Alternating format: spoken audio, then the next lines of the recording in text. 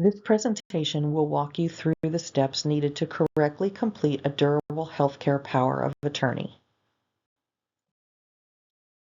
When you're thinking about who your agent could be, consider these qualities on the slide.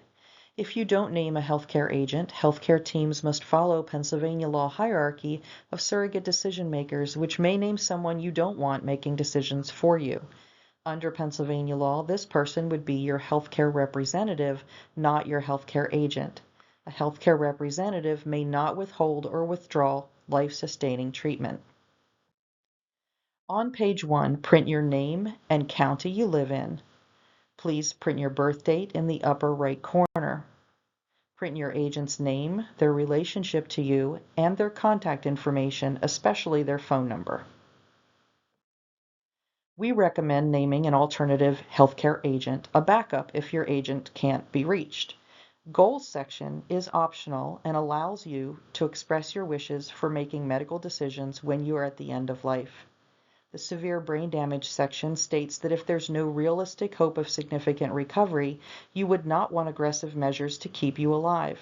If you agree with that part, the statement continues that you would also not want aggressive measures for any life-threatening condition.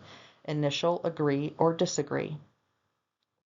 Another decision is how you want your agent to handle your instructions. Your choices are follow my instructions or use them as guidance. Following your instructions might limit the guesswork in decision-making and may reduce arguments among family or friends. Using your document as guidance gives your agent leeway to consider what doctors are telling them and how that best fits with your instructions. Initial your choice. In the organ donation section, you will either consent or not consent to donate organs and tissue at the time of death for transplant, medical study, or education. Initial your choice. The signature block is what makes your document legally valid when it is completed correctly. Print the day, month, and year on your form. Sign your form in the presence of 2 adult witnesses who must also sign the form. Please remember that Geisinger employees may not provide witness signatures on patient documents. The notary is not required in Pennsylvania, but it can carry extra weight in other states. A notary signature can count as one of those 2 required witnesses. To receive 2025 Healthy Activity Credit, please provide your form to your Geisinger chart by October 3rd. There are several methods for you to do that on the slide. Please reach out to MyCare Choices with questions.